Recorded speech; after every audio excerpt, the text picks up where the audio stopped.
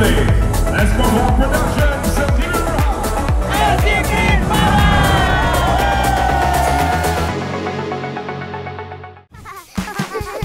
Pada zaman dahulu. Mari dengar, wahai kawan, hikayat lama berwajah baru, penuh nasihat dan teladan. Inilah para zaman dahulu. Inilah para zaman dahulu. Dengar cerita kawan Haris, teringat Aki kisah tikus desa dan tikus bandar. Nak dengar? Ceritalah. Yelah. Pada zaman dahulu...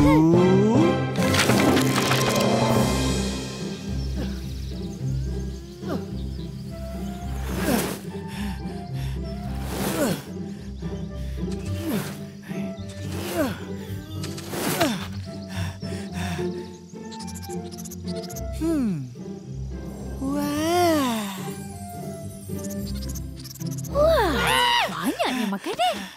Oh, kancil. Ya, semua makanan ni aku yang kumpul. Rajinnya kau. Baguslah. Tak lama lagi musim hujan. Elok kau dah bersedia dari awal. Taklah susah nanti.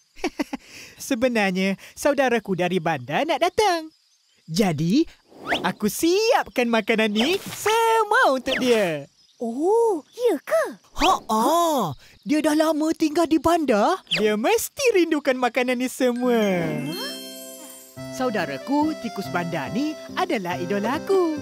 Dia seekor tikus yang pandai, banyak pengalaman dan berani. Aku nak jadi macam dia, tapi aku penakut. Itulah aku duduk je di hutan ni. Jadi tikus desa. Kalau dia ajak kau ke bandar, kau nak ke? Mestilah nak. Tak sabar nak merasa hidup di bandar. Oh, macam tu. Baiklah, aku harap tercapai impian kau. Tapi berhati-hati. Tempat baru, apa-apa boleh terjadi. Yalah. Terima kasih atas peringatan kau, Kancil. Aku pergi dulu. Yalah. Bye.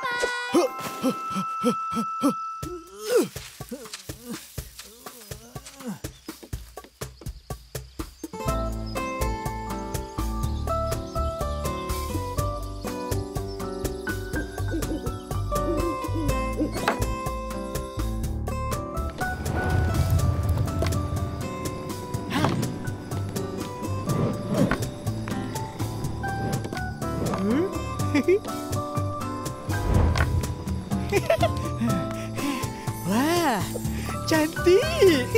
Mesti dia suka. Ada sesiapa di dalam? Dah sampai. Wah.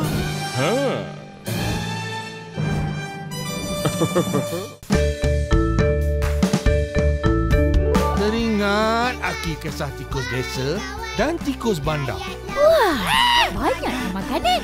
Sebenarnya, saudaraku dari bandar nak datang. Apa kata esok kau ikut aku ke bandar? Selamat datang ke rumahku.